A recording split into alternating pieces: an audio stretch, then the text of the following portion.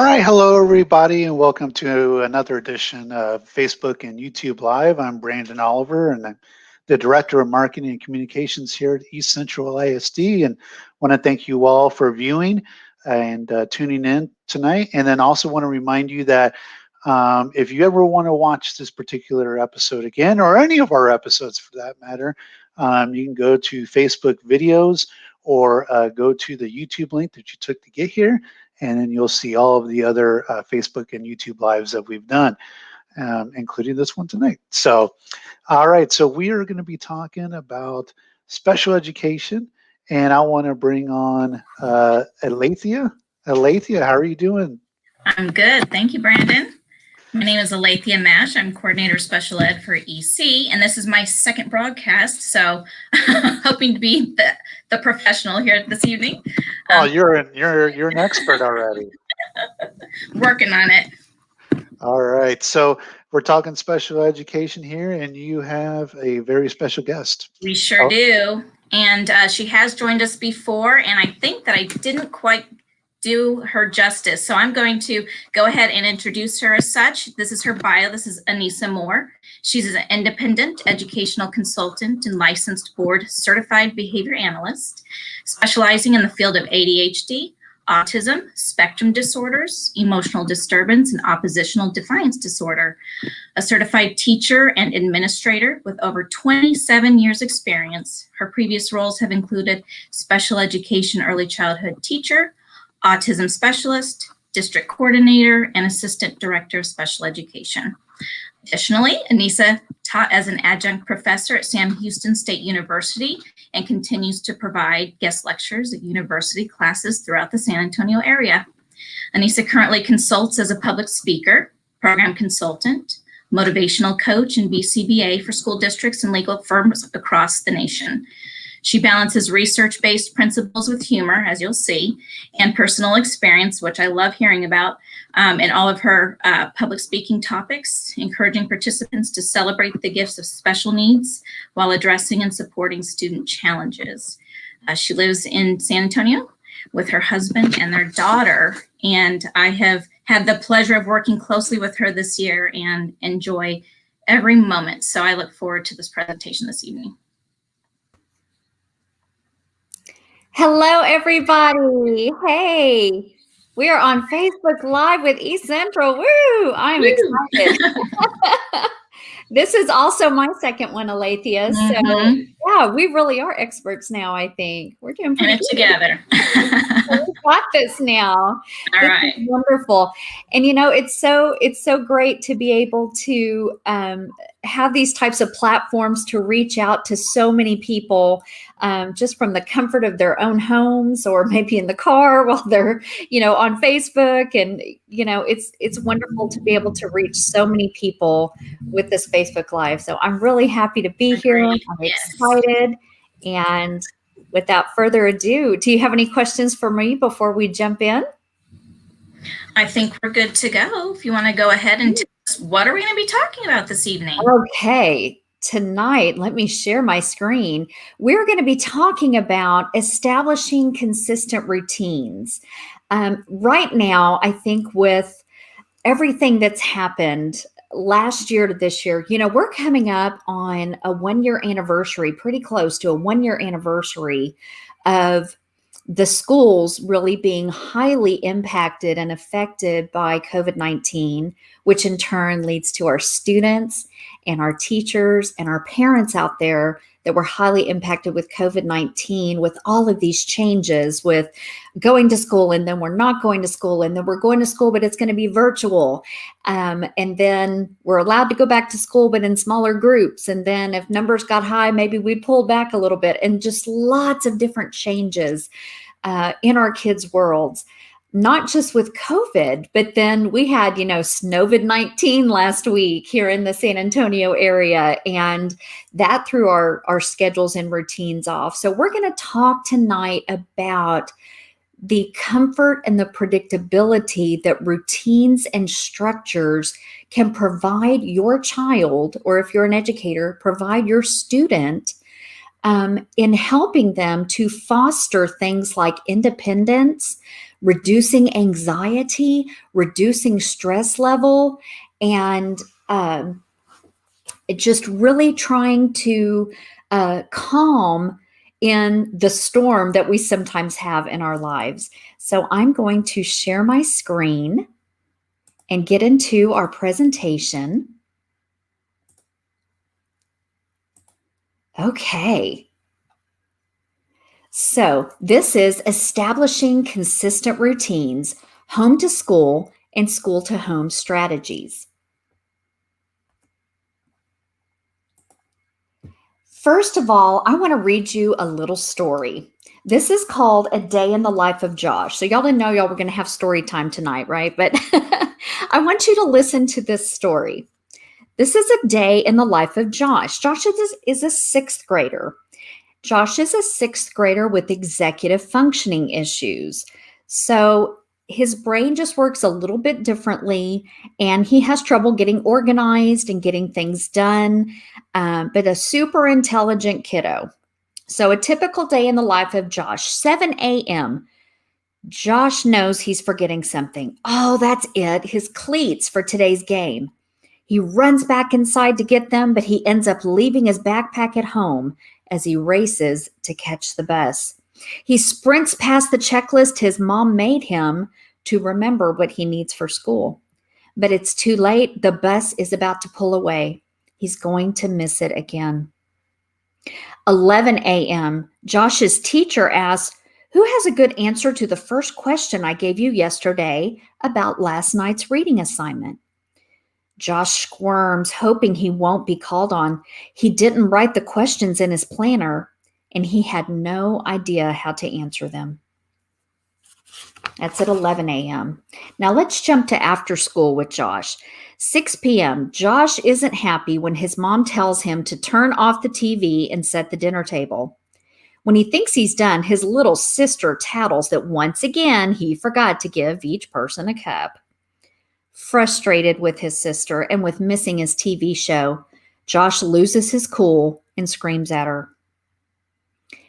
8 p.m. After lots and lots of prodding from his mom, Josh sits down finally to do his homework. But he doesn't know where to start. Instead of doing the book report or the math problems that are due tomorrow, he surfs the web to find a topic for his science report that's due next week. Then he takes a break to play a video game. 10 p.m. When Josh finally does start the book report, his mind keeps jumping from one thought to another. He can't figure out what to write and only gets one sentence down on paper before he just gives up. He thinks he can do more maybe on the way to school tomorrow, even though he's never gotten anything done while riding the bus. Midnight. It's way past his bedtime. Josh is exhausted. He tries to go to sleep, but he can't shut off his brain. He keeps worrying about disappointing the teacher with his book report and getting teased by his teammates. So, a day in the life of Josh sounds a lot like some of the students that we work with and some of the kids that you might have, because there's so many things that they want to do. There's so many things that they have to keep up with and that they have to organize and that they have to self-regulate, that it's challenging for them to do all of those things and keep them straight. I mean, heck, it's challenging for us as parents to do all of those things and keep everything straight. So let's talk about why routines are so important. Now, I'm not talking about the super duper structure from 8 o'clock to 8:03, you will brush your teeth. From 8:03 to 8:05, you will wash your hands. That's like super, super duper structure. This is more about routine, predictability, and alleviating that anxiety. Routines are important because they provide consistency when there is an inconsistent world. And I think we can all agree that that's been happening a lot lately. It's been a very inconsistent world, especially here in Texas. It can also reduce power struggles. When you've got an established routine, that expectation is there, you can avoid some of those really long arguments and power struggles because the routine and the schedule sets the stage. And it's the same thing every day, the same expectation every day. It takes kind of the power out of that power struggle because it just becomes habitual. It can also improve a student's behavior response both at home and at school. Again, because this builds predictability, and predictability encourages independence. It supports transitions because if you have kind of a set routine, you get the flow from one thing to another. Every morning I wake up and I go and get my coffee, and I know that after I get my coffee, then I'm going to start getting ready, and then I get dressed last, and then I grab my keys. And because I have the same routine every day, I start to remember all those things, and I don't leave things at home like our friend Josh. I don't forget things as often. Again, this can really ease anxiety and stress and just provides kids, especially younger kids or kids that are very routine driven, it provides that sense of safety. If we as the adults don't set the tone and we don't set the expectation of what should be happening in the home or when we go visit other homes or when we go out into the community setting or at school, if we don't set this expectation, the kids will. The kids will call the shots and go, well, okay, so since I don't have a set of rules in this area, I'm going to make it up as I go along. And they will definitely do that. So by setting up the structure and the expectations ahead of time, but also not just setting it up, you've got to review it and you've got to go over it and you've got to practice it and say, when we wake up, this is what's going to happen. This is what I want you to do first. This is what we do next. And you go through it and you go through it and you go through it. This was some really interesting research that I came across. This is from the Journal of Developmental and Behavioral Pediatrics. So a group of researchers got together and they examined the number of daily routines that more than 8,000 kids practiced with their families. So just your regular day-to-day routines, more than 8,000 kiddos that they practiced with their families. And they found that each ritual was linked to a 47% increase in the odds that kids would have high social emotional health. And when a student has a high social emotional health, or what we call as adults too, emotional IQ or an emotional quotient, if they have high social emotional health, that indicates good emotional and social skills. That bleeds over into healthy relationships with peers, healthy relationships as they get older with significant others, and even deeper into healthier relationships going into a workplace. So this is very essential in laying foundations for how they are going to continue to set routines and good habits in the long term. Social emotional health allows kids to express their feelings. It helps them understand other people's emotions, like others' point of views and that theory of mind. And it helps them, again, sustain those healthy relationships.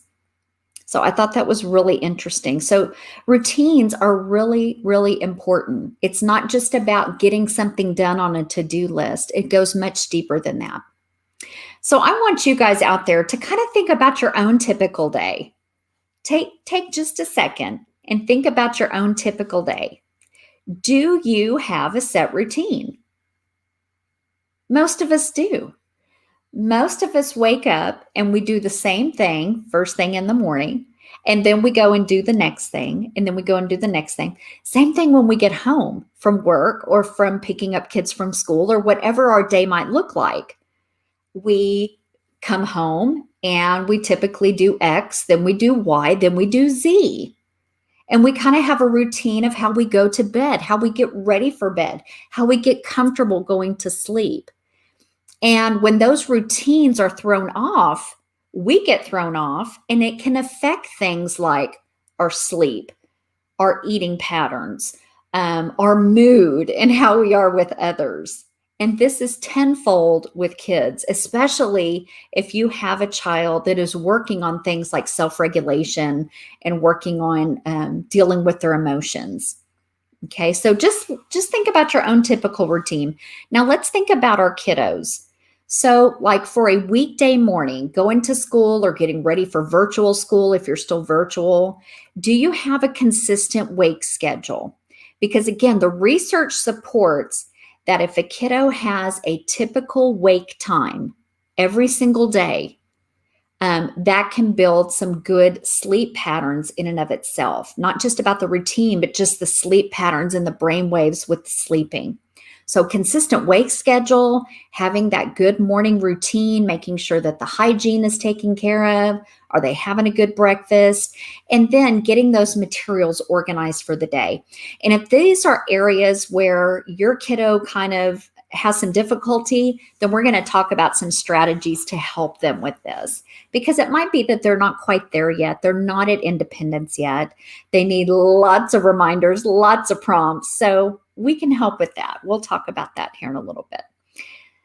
So that's the morning, but the afternoon or the evening after school, do you have established homework times? Do you have that expectation set aside of when homework is going to be done?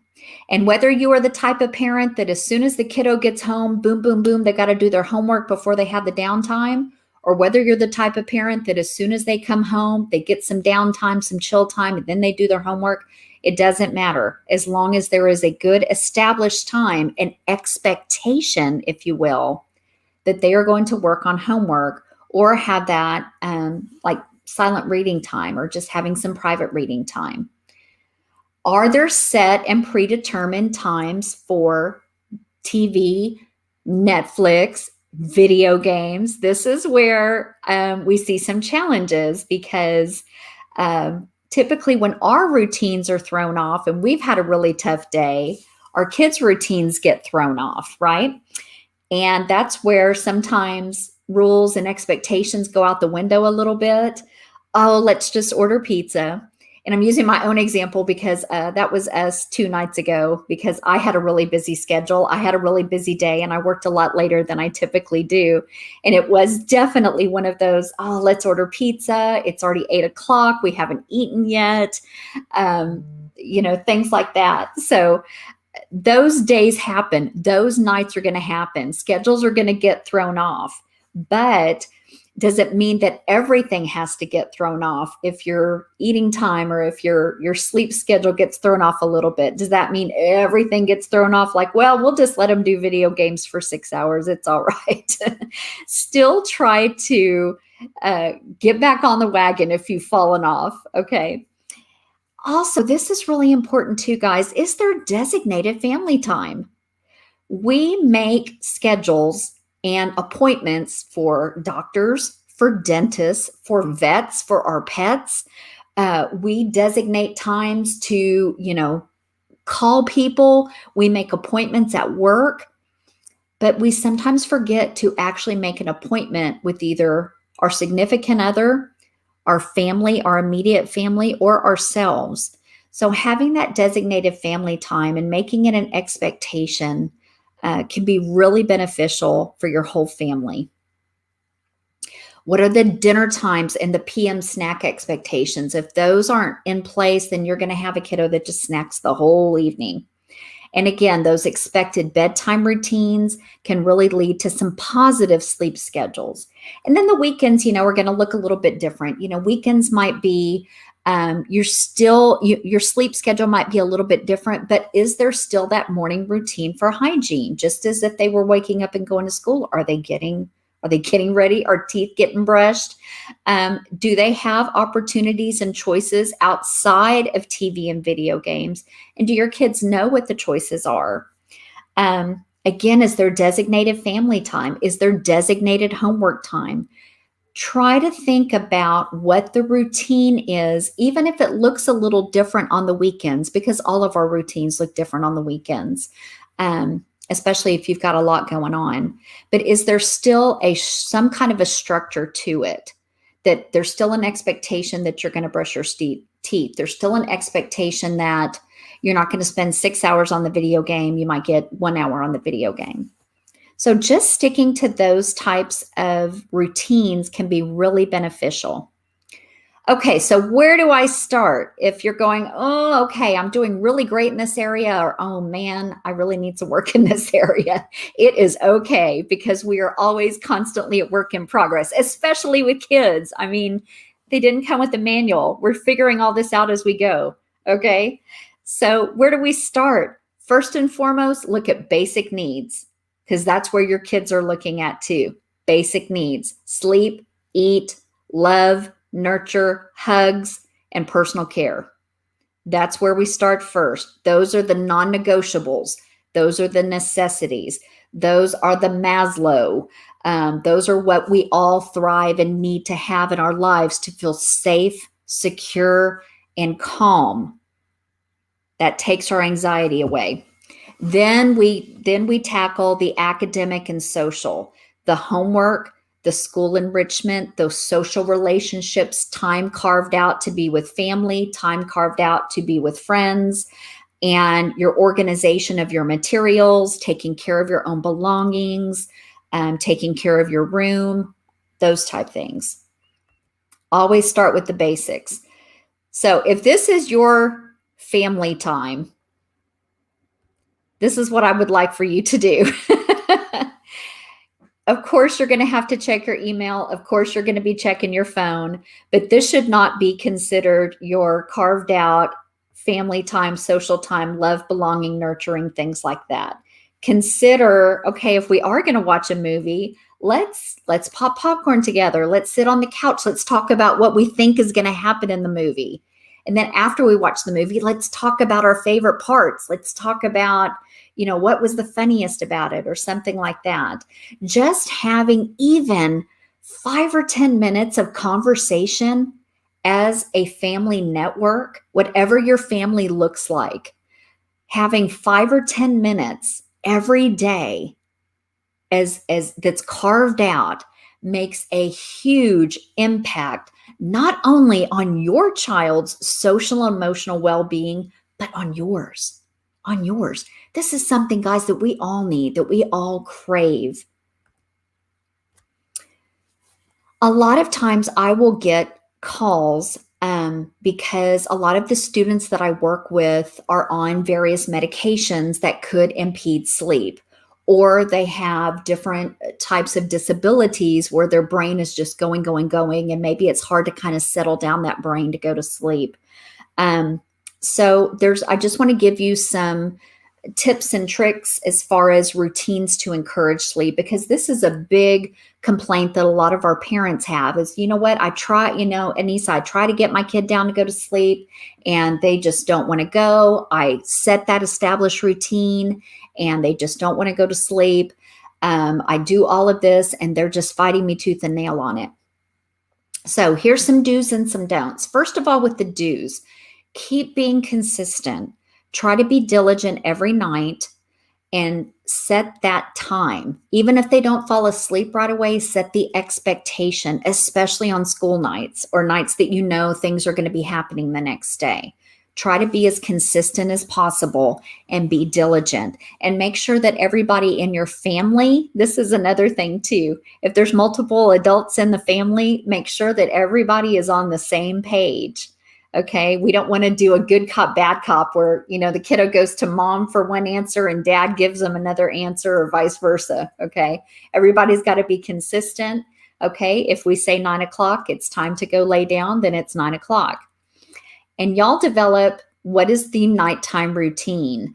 If it's no devices at night, which I highly discourage, devices really can set off the brain waves in the brain, and we really want to calm some things down. But you can decide, do y'all want soft music playing? Is music okay? Is, reading books at night before they go to bed okay? Things like that. Also, the research on sleep and good sleep for all of us, again, this is regardless of whether they're a little one or a big one, providing good darkness. Now, if you've got a little one that's scared of the dark, still try to figure out a way to provide darkness with a night light, but the night light is to the side and not directly in front of the child, where they're constantly seeing it with their, seeing it right in front of them.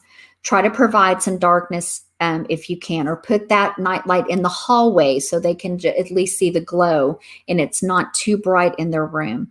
So providing some darkness, and then having a very cool room. Again, the research supports that having a very cool room, and if your child gets cold, just put some extra blankets and things on, but that can really encourage some good, deep sleep. I mean, I'm talking the REM cycle. That's what we want.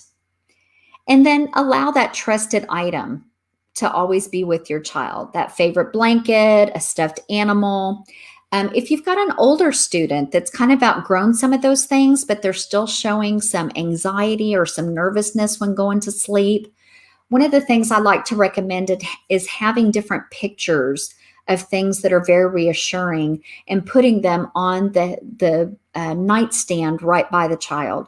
You can also do this by putting in familiar pictures and comforting pictures in a photo album that the child looks at right before they go to bed. Very calming images. This could be things like, pictures when they were younger and you were holding them, or family vacations that y'all have been on, anything like that. Their favorite cousin, all those types of things that are that put the brain in a state of happiness right before that child lays down and goes to bed. And then if they get up consistently in the middle of the night, try to keep redirecting them back to bed and encouraging them. It's okay. It's okay. Now, here's some don'ts for sleep. Again, I discourage, simply because of the brain activity, and it gets our kids typically riled up.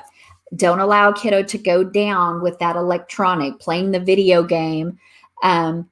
Don't provide a whole lot of stimulating activities before bedtime. Things like huge tickle fights, and then you say, okay, now it's time to go to bed, and you turn the lights off and you wonder why your kiddo can't fall asleep. Okay. Don't allow caffeine before bed. So if we're being blunt here, I found out the hard way because my daughter, I have a 13-year-old, she's an 8th grader. And, I'm trying to always practice what I preach and all that stuff. But, for a while around December and January, we were drinking a lot of hot chocolate just because, it was cold and it was around the holidays and we had a lot of hot chocolate around the house. So my daughter and I were getting into a habit of, we were drinking hot chocolate together. And sometimes we'd have a couple of cups before we would go to bed. And we started noticing, and I started noticing with her that she was not sleeping as well and she wasn't falling asleep. I'm like, dude, you got to get in bed. It's past 10 o'clock. You have got to go to sleep. And she was like, yeah, I know, but I've got to do this and I'm not really tired. And I thought, why is she not going to bed? And I had one of those aha moments, those V8 moments, but instead of a V8 moment, it was a hot chocolate moment. And I went, oh my God, we're both having like all this caffeine and the hot chocolate, and I wasn't thinking about it. And that was different from our routine. So we had to kind of scale back on that and do it like right after dinner, and not literally right before bed at 9:30. So don't assume also, this is another don't assume that a couple of nights a week of poor sleep over and over and over again isn't too bad. Because if you have a kiddo that at least twice a week, they are not having good sleep, and you're seeing that over and over and over again, week after week, look to see what your sleep patterns are, what your sleep routines are. And then possibly, if you're really concerned about it, make sure you've got some good expectations in place. You've got some of these calming activities before bed. You've decreased the stimulating activities. You've cut back on the caffeine, no Cokes before bed, and your child is still kind of struggling with sleep. Then it might be time to talk to your pediatrician or your family doctor and just kind of talk through it, because poor sleep really can our kids can really have a hard time if they're struggling with sleep, not just with academic performance, but with things like, again, organization and remembering things and having their materials ready and just mood and tolerating change, all those things. Don't allow it to drag out. And here is another big thing. Don't use bedtime as a punishment. If a child is doing something, you say, you know what, if you keep acting like that, you're going to bed early. I'm just going to send you to bed early. What we've learned is that when people, and we might have even had that, our parents might have even told us that. I'm sure many times my father told me that when I was younger. You know, if you keep doing that, you're going to go to bed early. But what happens is, if you've got a student that's already not sleeping well, then they're starting to view bedtime as a punishment. And then you start to see resistance. No, I don't want to go to bed. I don't want to go to bed. We want our kids to see their bedroom as that place of relaxation and comfort, just as we do. I don't know about y'all, but that's when I see my bedroom, I'm like, oh, thank God, I'm ready. Okay.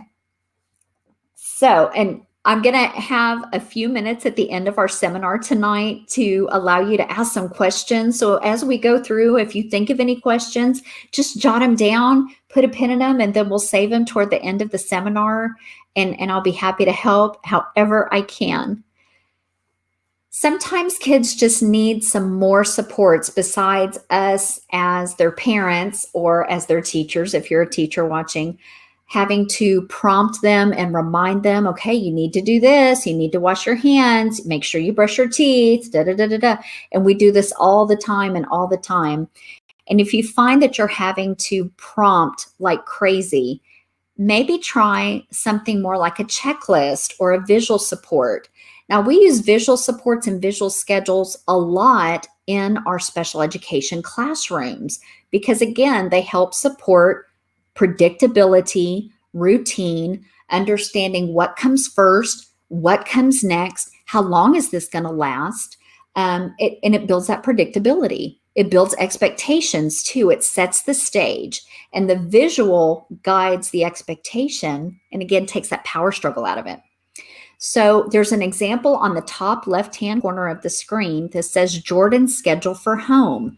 So you can see when Jordan comes home, he has a snack, then he does his homework, he washes his hands, he sets the table, he has dinner, he can watch TV, he takes a bath, and then he goes to bed. So kind of start thinking about your typical routine with your child. And you might want to try going into like Google Images or some of those other places and seeing if there's a schedule of pictures for a schedule for a home routine. If you've got a student that might not necessarily need pictures, but they still need a routine or like a checklist or something, and maybe they've got some good reading skills, then consider some of the other checklists there that are on the screen. And this just kind of lays out. So we've got like the morning routine. It just kind of lays out what the expectation is.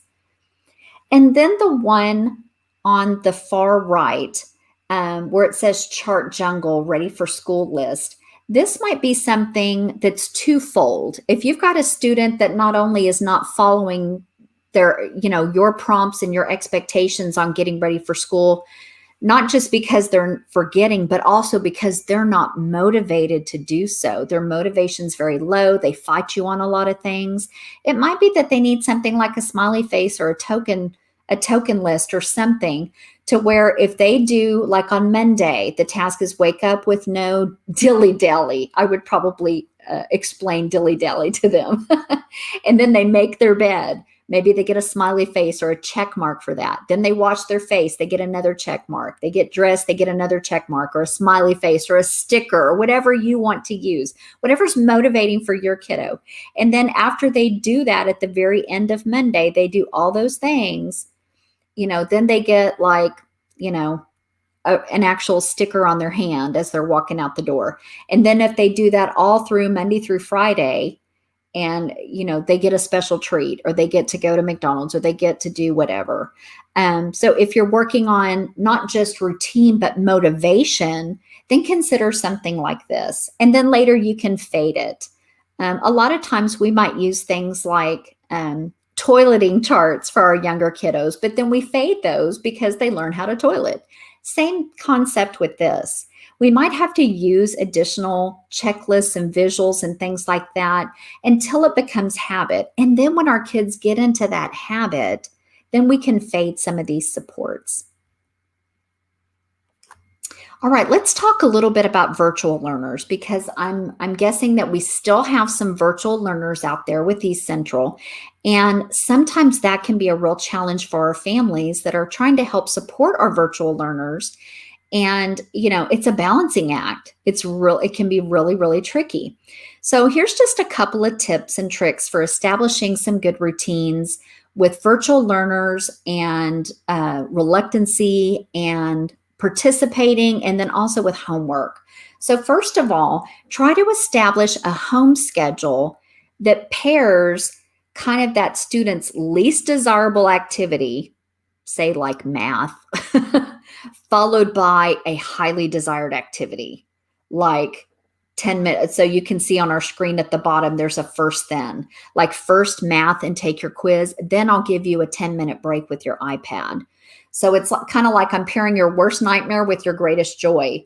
And this works very well with a lot of students, because if they know that they're already trying to access something they want, like the iPad or a video game or a book that they're reading, and they're trying so hard and putting so much energy into trying to access that, but then you tell them, wait a minute, no, come back.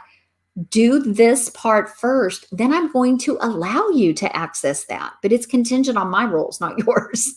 Okay? If they see that they're going to be able to earn it, it really increases compliance. And again, it starts to build that routine of, okay, I know I need to get some work done, but then I know I'm going to get like a paycheck. After I show up to work, I'm going to get my paycheck.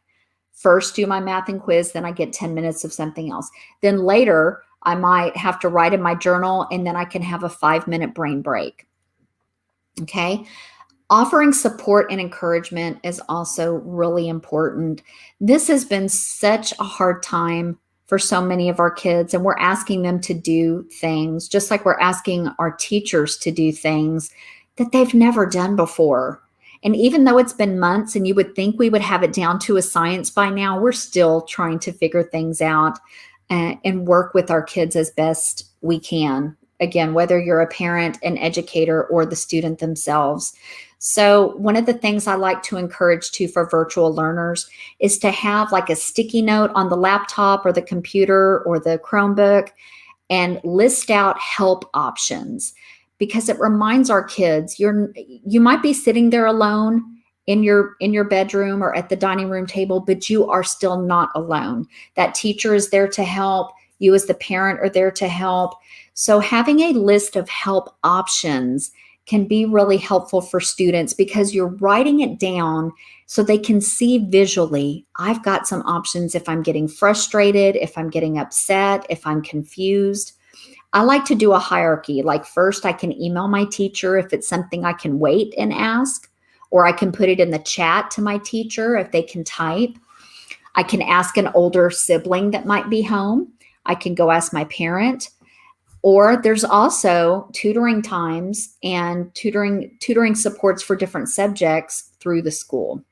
So just sometimes letting a kid know that help is available in and of itself alleviates stress and anxiety, and just makes your home routine and your virtual learning routine just go that much smoother. Okay, we're going to talk a few minutes about the physical organization of your home. Okay, if you have some type of organization to your home, because we're talking, remember, tonight about routines and consistency and building good structure to build good routines from home to school and school to home. If you've got good physical organization, this will give your kiddo a sense of stability. They will understand that things are where they need to be, that life is as it should be, everything's in its place. Okay, it decreases that feeling of chaos. It helps those kids experience that predictability that I've talked about the entire night. And again, it helps our kids function more independently, because when things are organized and there's things in bins or containers or labels, then they can put their own things up. You don't have to constantly walk around picking up after them. You can build those habits and routines of accountability and self-sufficiency. And those are important. That helps the kid, but it also helps you too. It helps your kids be more responsible for their own materials. It makes it easier for kids to find what they need. So look at this. Could you live in a place like this every single day, day after day, and find things? Now, if this is the current state of your house right now, there is no judgment on my part, because after Snowmageddon last week, I think we all need a little bit of organization. I want to call like some of those gals on HGTV to come over to my house, because last week everything went out the window pretty much except for the snow.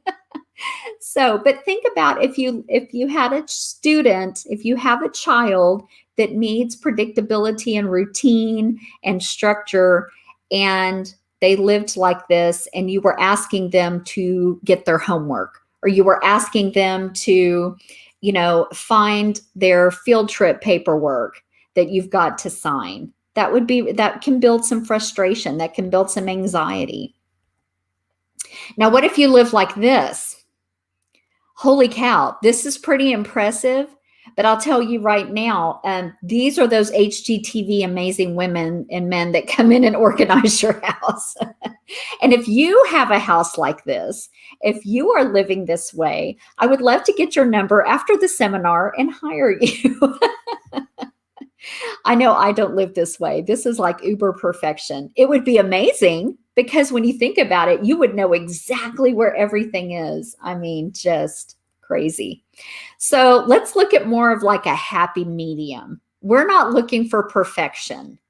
Okay, perfection is way overrated. We need to look at persistence and at least some organization. So say you look at the before picture where, stuff is kind of everywhere. This is a playroom for a kiddo. Stuff is kind of everywhere. And, which is kind of cool, because it's showing that it's being used. Kids are playing, and that's a good thing. We want our kids to play.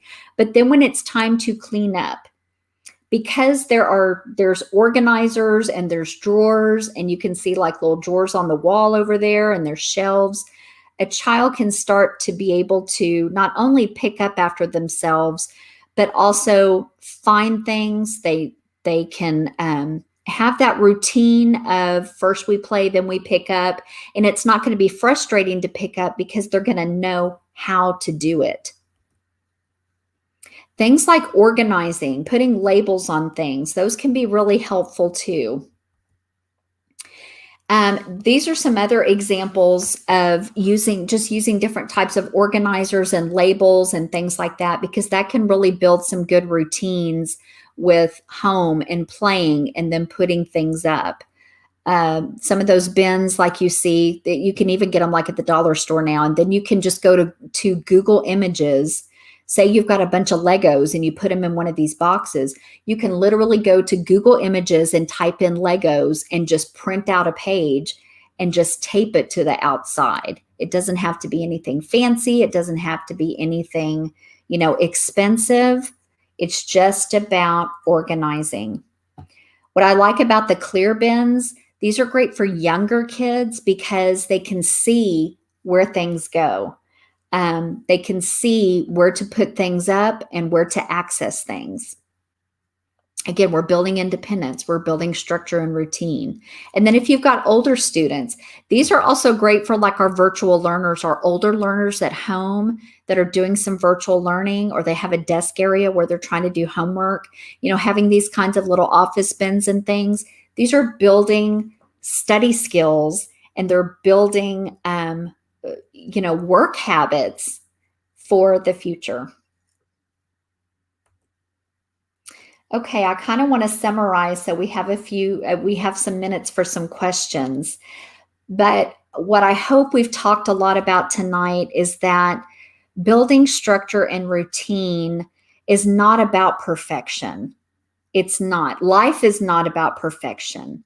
It's about persistence. It's about being diligent, not giving up, and just knowing that when you set the stage for those routines to occur and the expectations to occur, and you model those, and then when your kid starts to do that, make sure that you're praising them, because habits will stick, habits will form. The more we do it, the brain is a muscle, and the more we exercise it and we do some of the same things over and over, it becomes habit and it goes into long-term memory, and there it will stay. Okay. So there are some websites and resources that might help you with routine. I love this one. This is a printable daily schedule for kids. This is a great website called The Military Wife and Mom. There's a link for bedtime routines. Here is a really good article about keeping routines and schedules and structure at home. This is a great article from pbs.org about the power of routines. And then again, for our remote learners, our virtual learners, here's a good blog article to read about schedules with remote learning.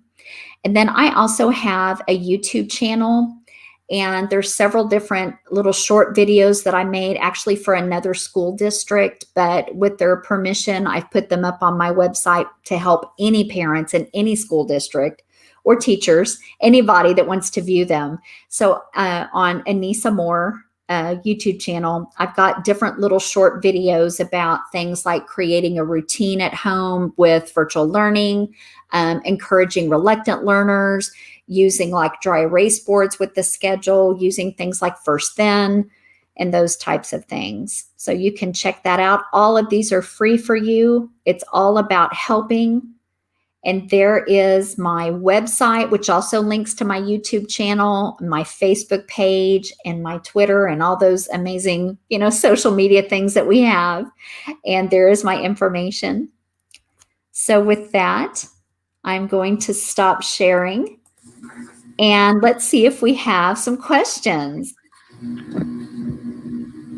All right. So, Anissa, great job as always. Thank you. It's like you get paid to do this for a living. No, I do, but I love it. I love it. I mean, I have the best job in the entire world, I think. So yeah, absolutely. I love it. Yeah, I mean, they say, find a job that that you love, and then it's never work. And it's never work. And for you obviously have an incredible, not only intellect about this subject, but an incredible passion as well. So thank you. Thank you. It never work until it doesn't work. And then it's work. Right. Absolutely. We're not all perfect, but we try our best. So we just do our best. Alethea, do you have something? I think you're trying to get my attention. I think I do. So you talked a lot about establishing routines, right? And growing after school and before school, but we know that the school structure is very different. So how do you bridge that gap? How do you prepare them for those school expectations? Yeah, I think this comes down to good communication between the teachers and the parents. When you have that connection with parents and teachers talking together for the benefit of that child, everything is going to work better. So for example, if I've got a family, if a parent is struggling with their own child that's waking up at, 1 o'clock, 2 o'clock in the morning and not going back to sleep, they're struggling with some sleep patterns, and that parent reaches out to that teacher, not at 1 o'clock in the morning, but texts that teacher early in the morning and says, hey, I just want to let you know, Anissa's been up since 1 a.m. Oop, that's my alarm. My kid's been up since 1 a.m. They might be a little cranky. They might be a little sleepy. That teacher in turn can take that information and kind of adjust things. It might be that, they present the work information in a little bit chunked, smaller presentations so that it doesn't overwhelm the kid. just having that connection, I think, is so important, because again, we're all in this together, and teachers appreciate it so much. And the same thing, if a teacher is working with a student and say they just up and fall asleep at 2 o'clock in the afternoon and they can't be woken up, a parent really needs to know something like that. And then they can say, oh yeah, well, I meant to tell you they didn't sleep well, or yeah, we're trying a new medication that might be affecting them. Just having those conversations can really be beneficial. But I think the other thing too, just another part to that question, Alethea, is look to see how that child is handling routines and structure at school. If that child has a visual top to bottom kind of photo-based schedule and they're working really well with that type of schedule, it's really helping them with transitioning from one activity to another, one subject to another. Then try to emulate something similar. It doesn't have to be identical, but something similar for the home, because that kiddo is already familiar with that format. It could be that the parent can take digital pictures, just on their cell phone of the dinner table, and then the dishes, and then bedtime, and then the toothbrush and toothpaste, and just kind of line those up so that there's some consistency in format. Even if the activities are different, the way that the activities are presented to the kid are the same. So that can be very reassuring. And Anissa, I wanted to ask, I think we may have covered this a little bit, but with the pandemic going on, a lot of the kiddos are at home, they're doing remote, and how do you keep them focused on the task at hand rather than jumping on YouTube or playing a video game or something like that? What about some parents that are kind of a little stressed about that? How can they get their student back engaged? Yeah, I think that's a great question, Brandon, because I think we're all stressed about that. That's sometimes what's happening. And unfortunately, if a kiddo's kind of on their own at home, like an older student, it's hard to monitor those things. But that's when we try to encourage, if you can we build in incentives and we put those into the schedule. So if we can encourage, you get this done, you get this done, you get this done, we're going to give you your video game time. You're not going to have to fight for it. You're not going to have to sneak it. You're not going to have to take your phone and sneak it under the table, under the Chromebook. We're going to give it to you, but it's contingent on you do this and this and this. Again, it's kind of like if the student knows they're going to get it eventually, they'll go ahead and do the work most of the time. But we have to have the right incentives for that child. If you say, okay, if you get all your work done, then I'll let you read a book for a few minutes afterwards, but they're really not motivated to read the book, then that's not going to change the behavior. It's got to be something that's reinforcing to the kid.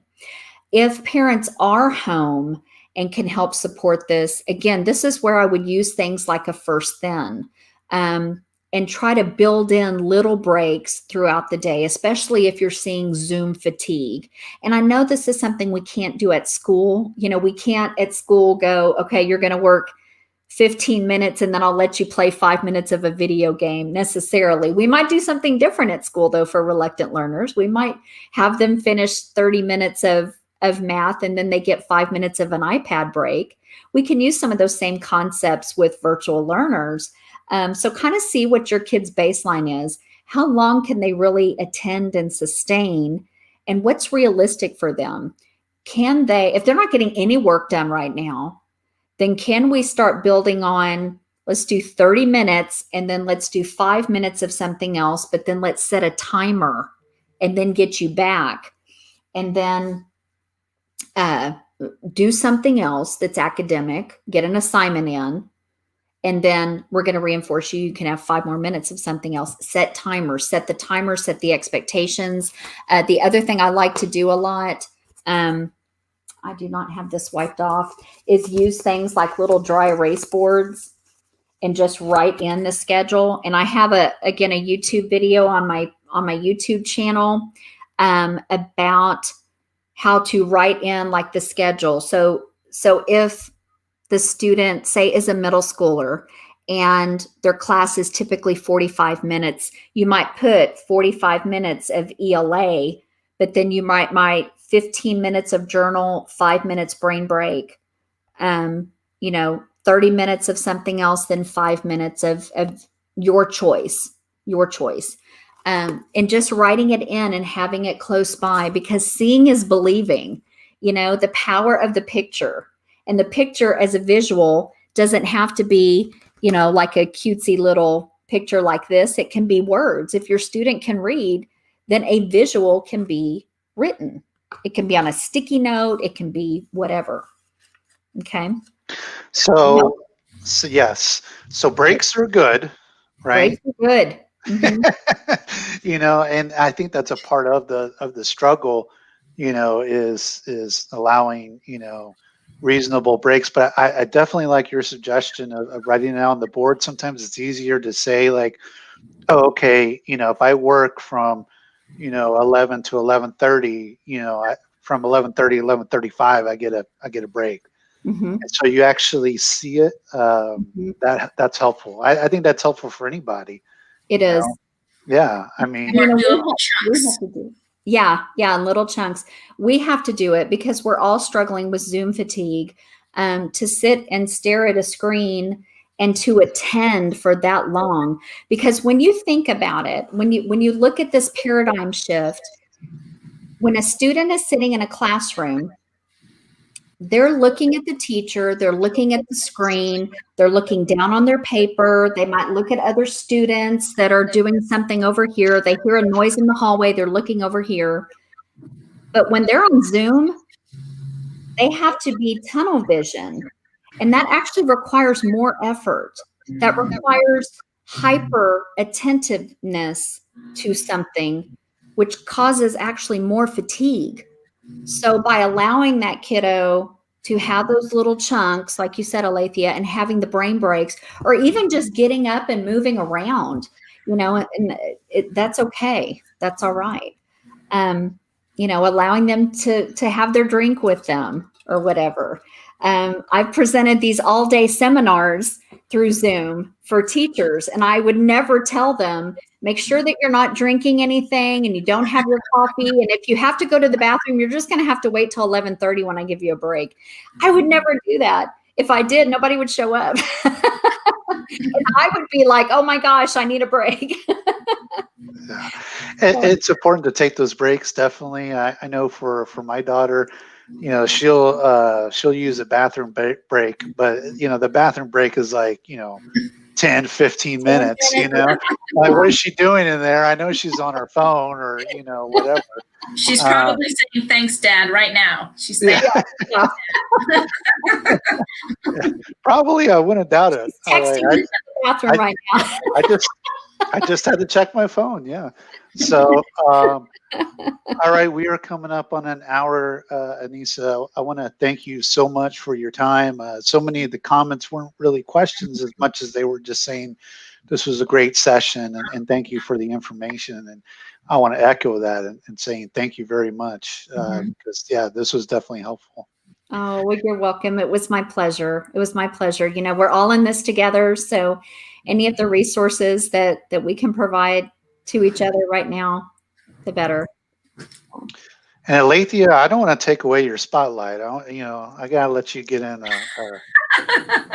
Since we weren't streaming in the very beginning, no, this is great information for anyone. Structuring time and your space is not easy for all, and it's great having all these ideas to hopefully be able to implement quickly. So thank you so much for sharing all your knowledge and making it a fun time. Well, yes. I hope so. It was fun for me too.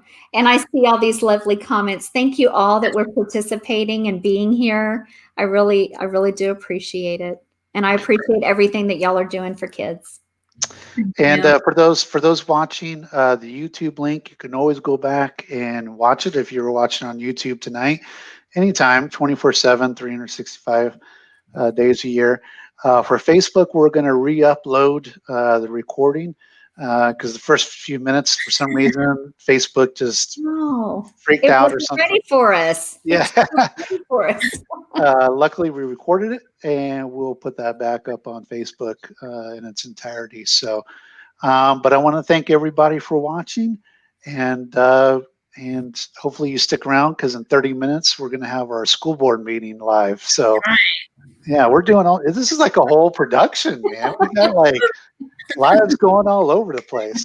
So, all right. So, thank you everybody for watching, and we'll see you next Bye, time. everyone. Thanks.